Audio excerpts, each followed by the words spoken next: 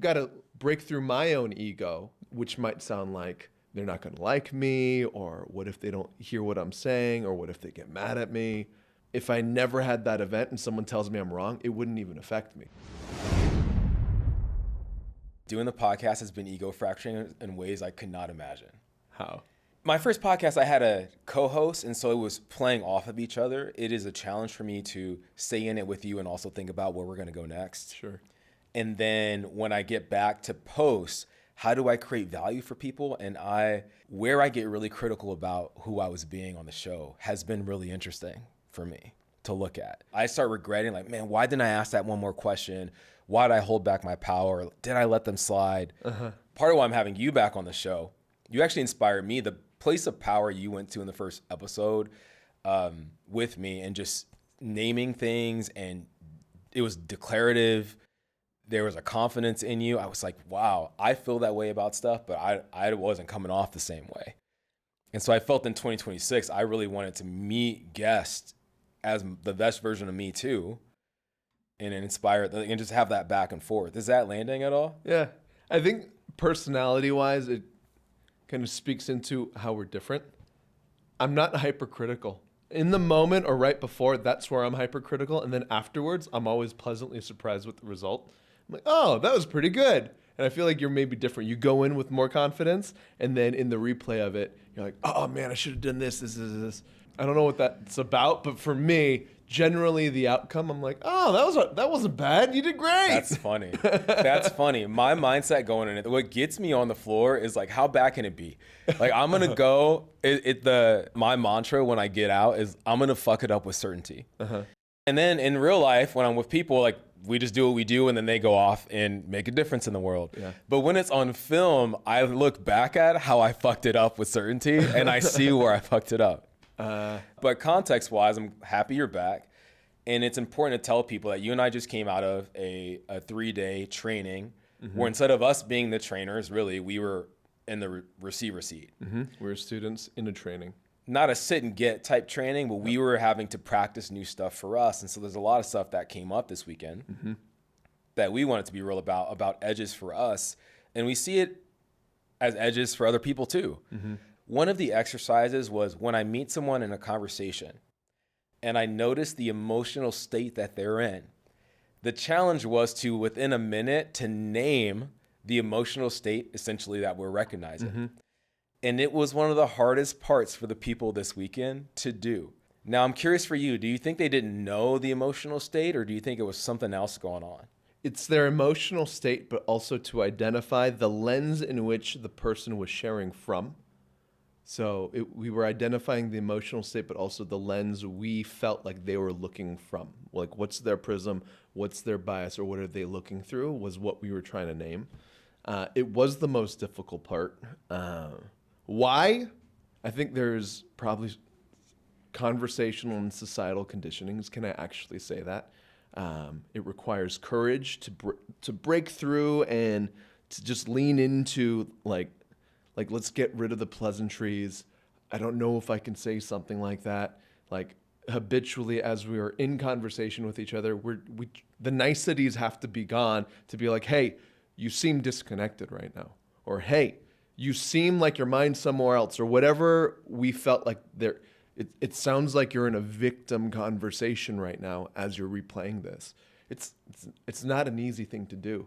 I've got to break through my own ego, which might sound like they're not going to like me, or what if they don't hear what I'm saying, or what if they get mad at me? And all those conditionings come to my own surface by naming it for them. So when they name it, though, and I want to be clear on what we're saying. Someone shows up, conversation with you, about whatever. It doesn't even matter, right? Here's what's going on with my dad. Here's what's going on with my wife. Here's what's going on at my job. And we tend to, in life, just kind of listen.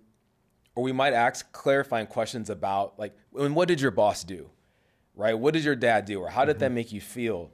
Without naming what we're experiencing right here. Like, feedback can sometimes feel like this thing of, I have to fix it or give you advice. I have to tell you what you're not seeing. But what we were learning was feedback is also just naming the state you're experiencing from them I believe the challenge was me trying to figure out where in your life it was coming from. And you just said this so beautifully. It wasn't just about the emotional state. It was the lens that they're bringing to it. So when I'm listening, what are examples of lenses somebody could be bringing into whatever their complaint is? I think it's historical. So based on my historical events or things that have happened to me, it could skew how I'm looking at something. Maybe I was a bad student in grade school and I was a troublemaker and I wanted to answer questions. I thought I was confident in being right, and then I was made fun of for being a dumb kid. And I can be in a maybe current state in a relationship. Someone tells me I'm wrong or that was not the correct answer. That past story or that past event could influence how I view, like, I don't like that person anymore. That person's a person of authority. I feel small. I think that's one example. I think we all have it, and we have multiples, but it can, based on my experience in the past, the emotional state that it evoked in me, and like the meaning that I made up about that. Like, if I told myself, see, I am a dumb kid, I could go in a different direction if someone tells me I'm wrong about something.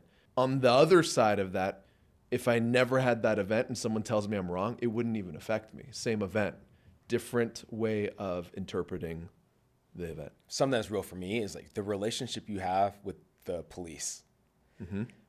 You could have had your entire life positive experiences with law enforcement, right? And so when you see police, you think safety because of your background. Other people might see police and think, I am unsafe. I am a target. Also, like, let's say I was a criminal and you're in law enforcement. When a new law comes out, the lens you might see is like justice. As a police officer, now we're going to be able to protect and serve better or enforce the law better. And criminals might see it as like, what might a criminal see a new law as? Persecution directed at me. Biased. Yeah. And it's an elevated level of feedback I felt from naming what I see, not to make them wrong. And now, what would be the value? So if people are listening, they're like, okay, if I go in and I have a conversation with my friend Arthur and I name like, hey, I'm experiencing resistance right now, then what's the power of that? Why would that be worth it for somebody to do from what you saw? If I go societal, like if we take it from me and you, but like as a society, you were saying earlier, everyone's like pointing at the thing or someone else, something outside of me, some system, some whatever. And we're just so obsessed with making the other party wrong or the thing outside of me wrong. And we don't take the beat or the second of like, hey, how am I interpreting this? Am I also maybe acting the way that I disagree with? And I think there's power in pausing and looking at myself and perhaps looking at my own bias before I attack someone else for theirs. I saw a clip on Instagram this morning, and it was a black woman and a white guy, and there was a mediator in the middle. There's no context to the video. The black woman goes to the white guy like, well, that was you and your people that did that in the 1600s. Like, you're the ones that created color. And then the white guy goes like, I don't know what you're talking about. That was you and your people. You're the ones that created color. And the mediator just stops the whole thing and goes, okay, stop. What's happening? Not what's being said, but answer this question. Does this feel productive? And they both, no. And they were both sitting there just like pointing fingers. Does this feel productive? No. Does it feel like this would go anywhere? No. Okay, so let's stop. And let's put ourselves in each other's shoes and see where we can go from there. Societally, I think that's a really important thing to do, and it's something that we're not currently doing, especially with social media. It's like someone's going to stand, like we are, on a microphone, tell you what I think it is, what it isn't, and how someone else is wrong, versus, hey, can we name the thing where I'm at before I point my finger at someone else? Or can a political party or a race or a gender like identify, hey, where am I coming from? Where am I in my own lens of hate or bias before I point out someone else's hate or bias? I think that would change things. Well, I think if your energy is screaming hate and bias, that's what the other person's going to feel. Yep. With some of the leaders I've been working with this year, they come in, it's easy for them to come in with their goals and what they want to accomplish. Where they really struggle with is, if I want to accomplish that goal, what leader do I get to grow into or develop into to achieve it? And when we sit down with, who do you get to be? Like, and they're like, well, I have to be, and they kind of struggle through it, inspirational. I get to be confident, certain, and all these kind of words come out. And then we pause and check in. What are you being right now? And they can see this gap, like, oh, I'm being hesitant. You know, I'm not sure we can make it. I don't trust myself. My imposter syndrome's coming up right now. Then they start rattling off. Okay, is that the leader you want to be this year? No. All right. Now, is that leader, does they exist somewhere at the end of the year? Like, you will meet, like, they will spontaneously come into existence in December, or do you get to be that leader right now? Yeah. And now they see the choice point. Yeah. I think the value is choice. The value is the minute I see it, and even when you say that Instagram example, she gave them a choice point. We're not being productive. Mm-hmm. What do we want to create now? And so when I meet a friend or family member or coworker and I can name, hey, there's a bit of victim coming out right now, I'm giving them now a choice. They could fight me in it. They can dig their heels in it. They could shift into something else. But I have this opportunity courageously to give them and offer them a choice on if that's who they really want to be. We work with a lot of people. A lot of them can be single, and the reasons why they're not in a relationship when they want one oftentimes is like the people they're not with. And so a common thing that we hear in Los Angeles that I heard when I was living there, a lot of single straight women, what you would hear in LA often is, all the good ones are taken or they're gay. Right? Somehow it's not me. It's the 5 million people, the 5 million men in Los Angeles. They're all the problem. And I know that you've been working with a lot of young men. And a lot of them are single. They're looking for a relationship. What are you hearing? Because we were talking before this about, like, yeah, some of them will come up with lists about the women, and we often think it's about the other person. But what are you seeing in the men that you're working with when it's like, hey, I get to transform myself in order to create this? I'm seeing two things, and I'm going to go a different direction with it. I'm going to tell you what I'm hearing from the women in my life.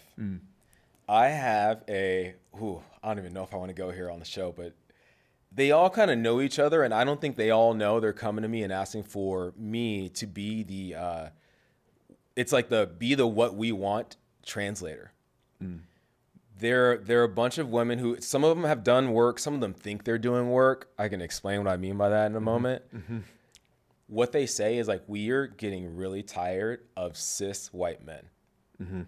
And the conversation, the narrative, and the come from in it, and they're just kind of tired of dating them. And they feel like they are out there on social media saying what they want, and it's just not landing, or they're not hearing it. They feel like they're in this echo chamber of all these women saying the same thing. And it's like, the women are willing to say it. And then some men are willing to say it, but those men don't look like men that the ones they want to date want to be.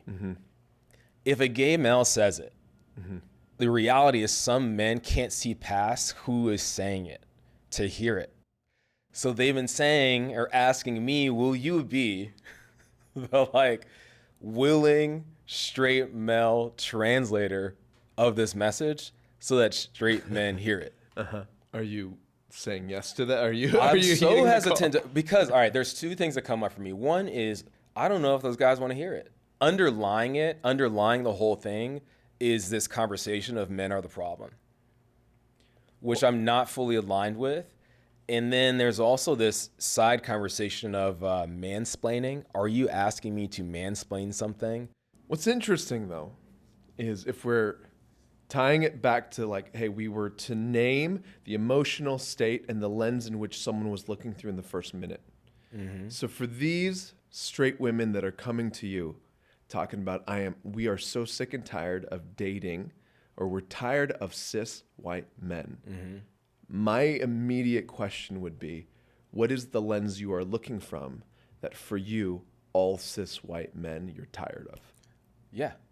Because I think you just said, if someone was gay and said the exact same thing, it would be a different result. So what is their lens first, before we go attacking all cis white men? For them, the ladies that you are talking to, what is the lens that they are looking through that has them be sick of all cis white men? And It's a bold statement. It's a bold statement, and I think that is where it to me it feels like a lose-lose, because if I'm true to what I believe, and if you're true to what you believe too, we would go online. I mean, we just did it. This will end up online at some level. Mm-hmm. I think it's a 50-50 thing. I think men aren't stepping up. I also think women aren't stepping up. I think it's both. And now I think women financially have stepped up. Right? They're making a lot more money. Their careers are going great, but it doesn't mean that just because someone's making more money, their career's going better, it doesn't mean that emotionally they've done work to meet anyone. I bet if I went and challenged the men and the women in my life that I work with, they've had phenomenal partners come into their life that would have been great for them, but they couldn't see it. Mm-hmm.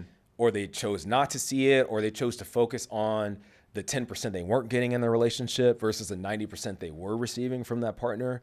So I think there's all sorts of reasons why people are single. I think we all make it hard on ourselves to find love and to find a partner. I don't know why. But to your point, what is the conversation running it? Like, why truly, if I sat with you and you're 30X and single, are you really going to tell me there's been no one in your life that's been a good match? Mm-hmm.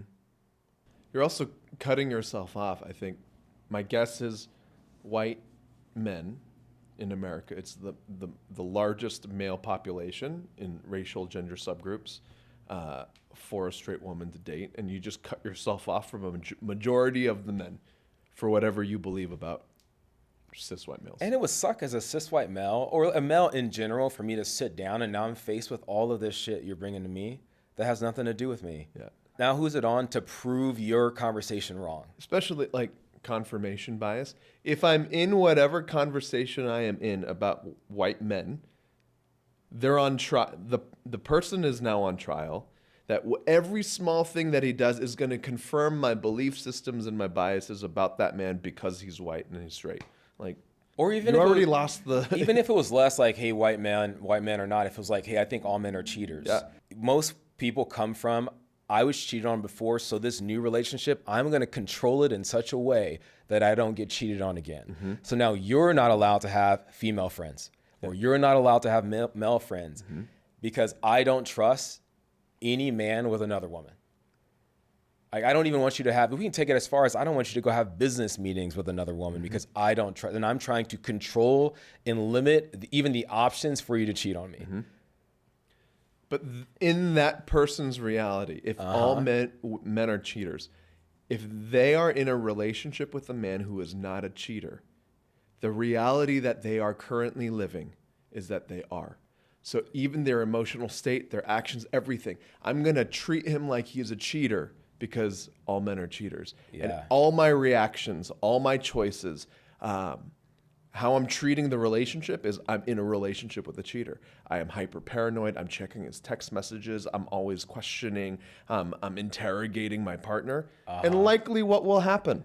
Well, you source cheaters. Whether or not this person cheats, they're already in the reality that this person is. And I'm not saying that this person will cheat on you, therefore, but he's not going to stick around.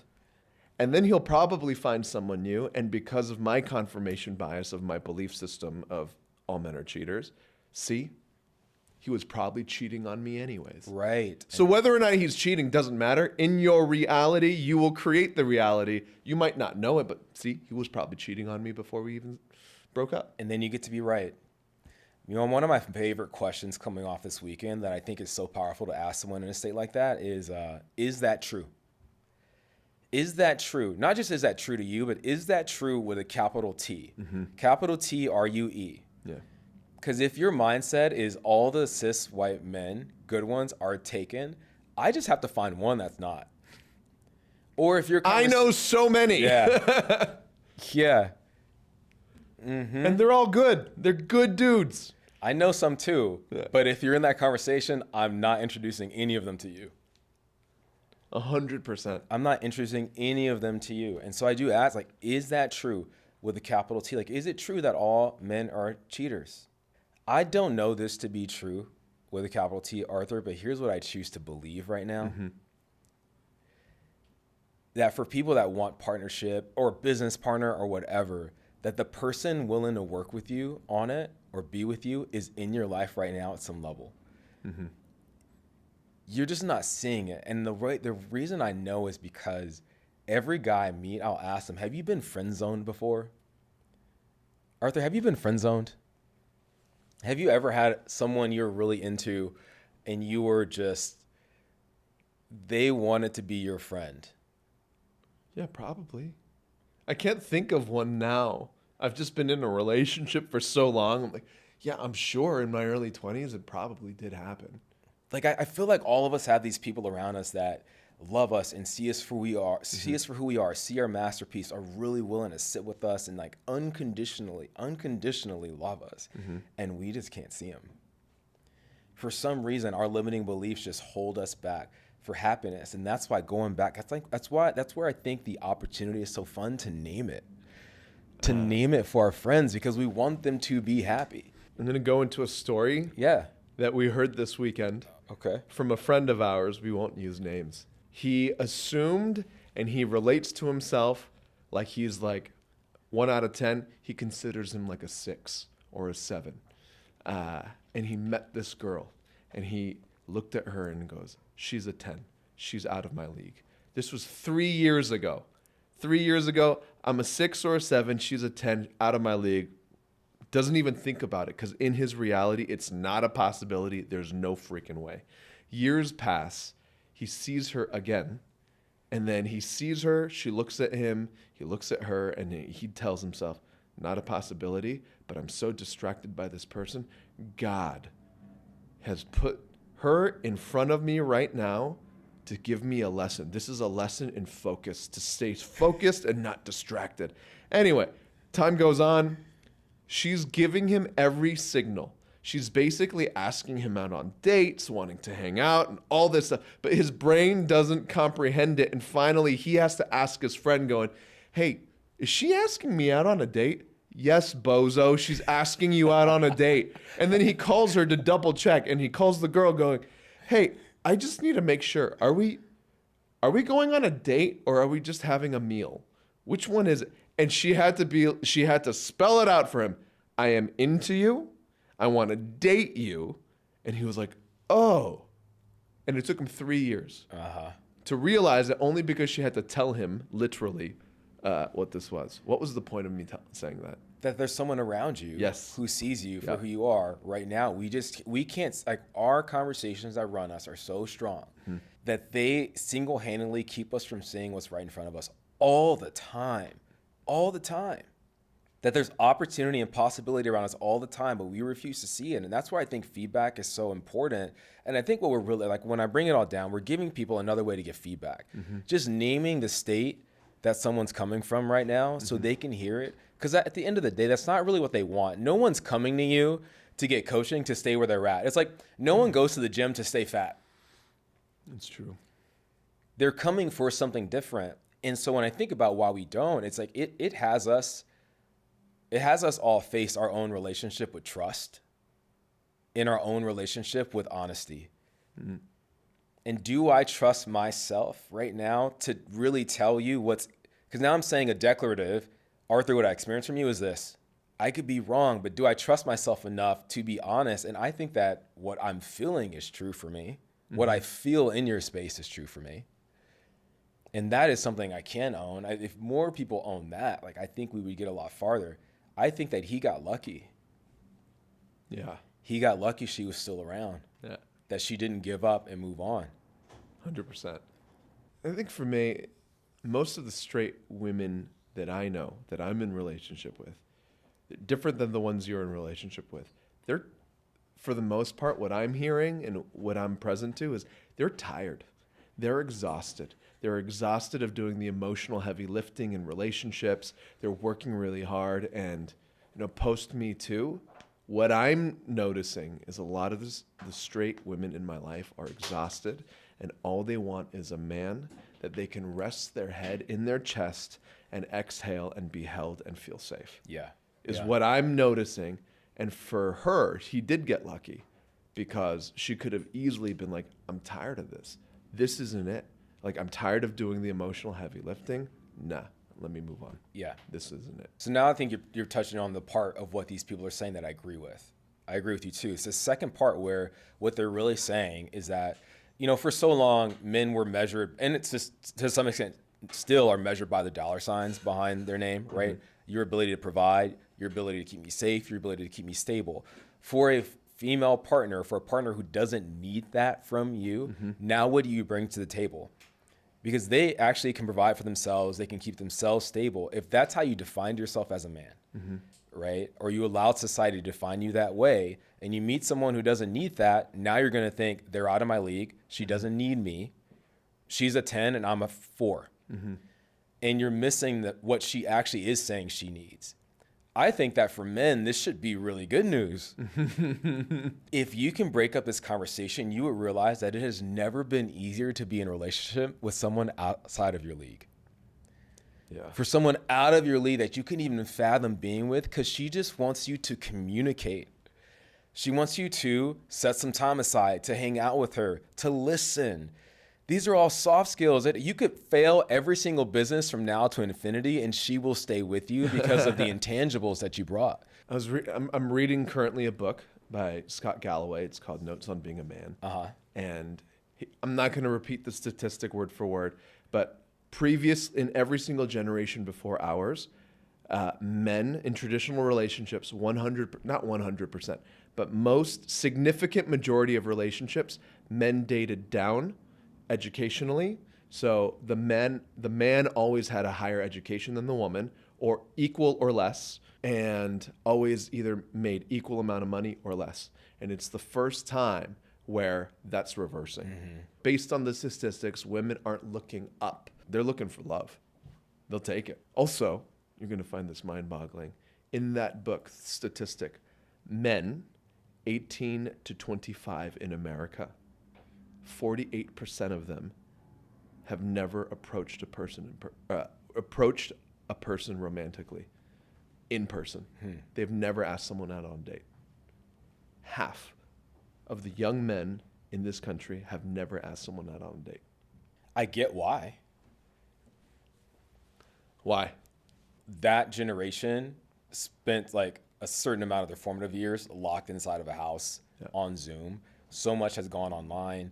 Now you can work remote. You never actually have to interface with people.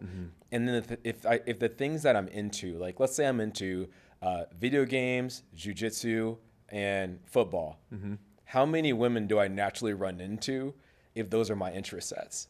Yeah. And so I think there's a generation of those guys also not putting themselves into situations where they meet people. They're not going out as much. And that's added to the emotional risk required to go and ask someone out. I do know stories of men where they started dating my wife's a doctor, right? So I hear this from the lens of her single friends that are doctors that just want a guy. But when they meet men, those men are unable to be in a relationship with someone who makes more money than them. And they will sabotage and end the relationship because egoically they can't handle it. And what you're pointing out from your side is like, well, yeah, the person who can't approach someone at a bar in the wild definitely can't get past dating someone who makes more than them. And I think about that guy, all right, you broke up with the doctor. So then who'd you go date next? Where'd you go next? You're like, okay, but the bartender, okay. That I can do. Not to talk bad about any bartenders. We love you guys. But I'm just saying, like someone who's not a doctor. And now I hold myself small. It's insane. Let's look at this though. Like other side of it, because it can't be that simple. Let's give him the benefit of the doubt too. How much of her, like in this scenario, how much of this doctor, of her lens that she looks through is that she is better than him because she's a doctor and he makes less money. Okay, let's make it real. So is it 100% that he is insecure and his ego can't handle dating someone more successful than him? Or are there also subtle, like her own ego and putting him down and kind of snipping his balls off? It could be. I think it depends on the relationship, and I think that's circumstances. I think some men are in relationship with women where if they lost all their money, those women would leave. I also think those men chose to be in a relationship with people like that. So I think they're responsible. Now, if I was real, like, let me speak from it instead of about it for a second. My wife's a doctor. Yep. First 2 years of our relationship, my wife and I made the same amount of money.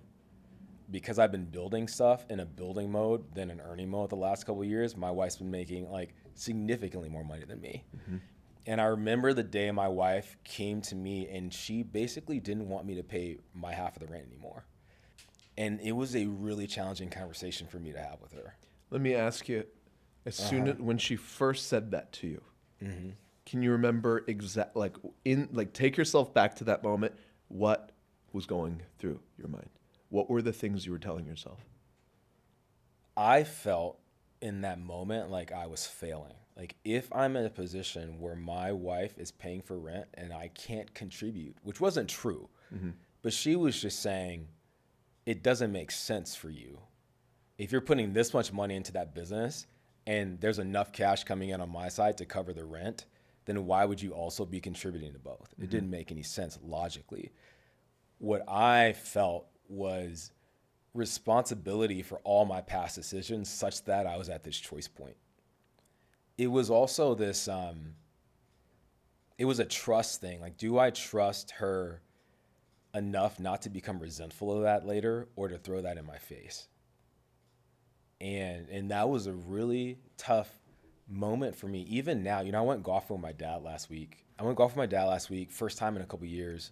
And I actually opened up to him about it. It was like, what I'm really excited about, Dad, right now is like the amount of money I'm making and how it's starting to generate, and how like by the end of this year, like I will be like 50-50 with my wife. And I was like, and you know what's crazy? That doesn't matter to her at all. At all. I don't think she gives a shit. I don't think she cares. My wife, if you asked her, does not feel at all like there's been an unequal contribution to the relationship. Or she believes that everything I've brought to the relationship is an equal contribution to her. Like, in the last couple of years, it may not have looked like financial equality, but emotionally, support-wise, energetically, in terms of presence, in terms of support for her and inspiration for me, it has been like equal partnership. And so I'm facing how much value men have put in the dollar signs we bring into the relationship versus everything else required to make a relationship work. I'm curious because what you told your dad was, this is what I'm excited about. And if you ask her, she does not care. She doesn't. But I'm realizing how much I care. In the last 2 or 3 years, while this has been happening, Oh, God. where she has been making more money than you, have you noticed, are you present to, in your mind, some of the subtle thoughts? And also, have you noticed that manifests itself in some of your actions that you wouldn't have done or thought about yourself unless you were making less than her? What underlies it is my wife and I both work really hard. And I feel a certain amount of guilt on how hard she works. And I make some of that about me. I asked her the other day, like, let's say I named a number. I was like, if we had 50 million, whatever the number is in the bank right now, what would you do differently? And her response was like, well, I'd go from working 100% to 80%. It's not even that, like, she wouldn't retire. She loves what she does. And like how small men we hold our partners, thinking like, when I make enough money, they won't have to work anymore, which takes their choice away that they're choosing to do what they're doing. They're choosing to be a doctor, a lawyer, or a teacher. Like, you throw in whatever career you want. How did you see that it played itself out, like, in your actions? On some level, you're admitting to, like, yeah, there was a little bit there. Like, I wasn't fulfilling my end of the bargain or what I've committed to as a man in this marriage because I was making less. So how did you see in your actions, how did it, like, manifest itself in the physical world? Did you overcompensate in certain areas or not risk in others? If I really looked at it, there's probably certain conversations I didn't have with her because I didn't feel like I was in a position to. Ooh. You care to share at least one of them? My wife has a new friend who I love. I adore her. I can see her influence on my wife and like the things she has started to do. And like, I love my wife. I'm not talking bad about my wife at all. but I've just seen like you are who your friends are. So I've seen it come up. It is running up against my own insecurity. I give some of my power up in that. That's an example. What would you have said that you didn't say if you were making more money than her? What would I have said about that friendship? What's the thing that you didn't say because you were making less? My wife has become aware of how much this friend likes gifts. And I see the amount of money my wife spends buying stuff for this friend. My wife always pays for the meals when they go out. If my wife finds a shirt that she likes, she buys a matching shirt for this friend. And it's how she's expressing love to her. But who am I to challenge my wife on where she's spending the money if she made the money? And it's this place where I think my wife looks at our money as our money, but where I still hold it as like she made that money. So who am I to question what she's spending it on? Yeah. That's honest. That's me like speaking from, as a man, like when you date someone who's powerful, like the sorts of conversations you end up working through. Yeah. If I'm going to reflect back a bit, it sounds like when it comes to money in your relationship, your wife is in a state of abundance. Mine is yours, yours is mine. It's all one big, we're fine. And then when I don't, in my insecurity, when I don't feel like I'm living up to my own perceived, like what I'm supposed to do, then all of a sudden it becomes, if she's the one providing more, it's not a pool. Because I know that if you were making more, it is a pool. But now all of a sudden, because I'm insecure about it, like I'm more scarce now. Well, her money is hers and my money is mine. And in her reality, and I know also for your reality, if you were 50-50 or more, it is in actuality a pool. But what you're choosing is it's not. Yeah. Because of the emotional state that you're in. Right. And the lens in which I'm looking through. Right. And if I feel this way, having done as much work as I have, then I can feel for the men out there facing it and not having coaches to work with, not having gone through a training, not having been with partners that are patient. Yeah. That are patient or supportive. Or like I think about my brother, he's a plumber. He's a phenomenal plumber. He fucking loves it. But how he feels wrong for the career he chose sometimes. Because when he goes to the bar and the girl's like, I'm in marketing at Netflix, he doesn't know what to say. Like he feels insecure about it, right? Even though the work he does has more of a direct impact on the health of society, he feels not good enough. And AI is not going to take his job in 5 years. AI is not taking his job ever. Yeah. You did put me on the hot seat. I want to ask you a question, something I noticed this weekend.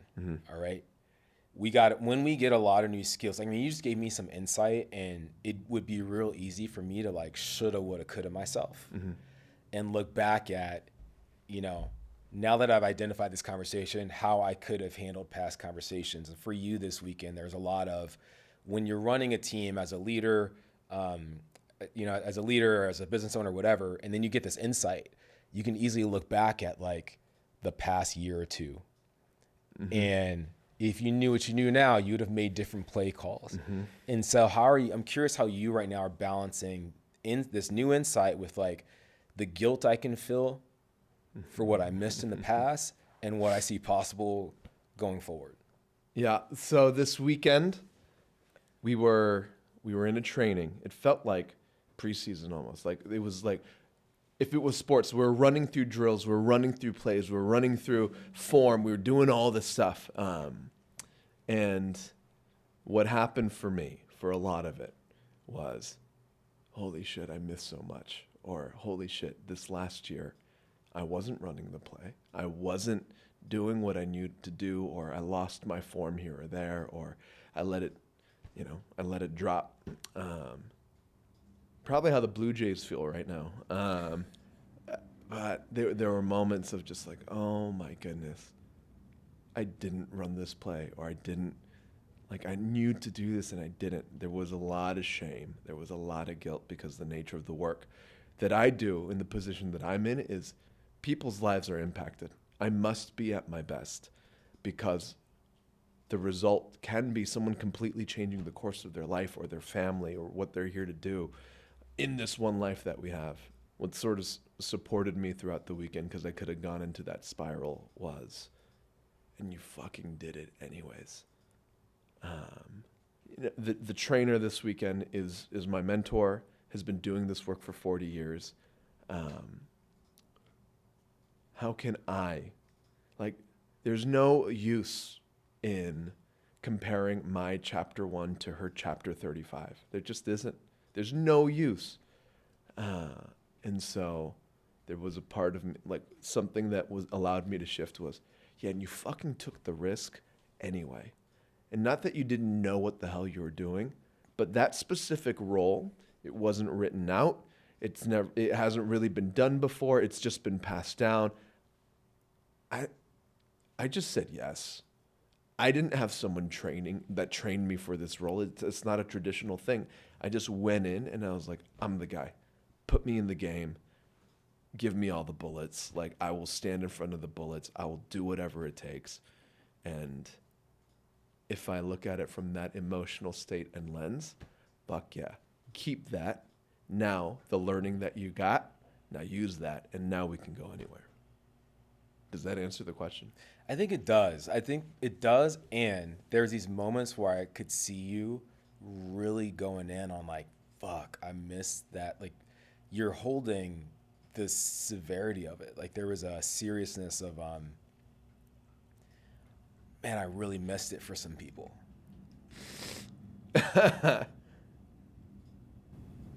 Yeah. That is there. I don't know what to say about it, but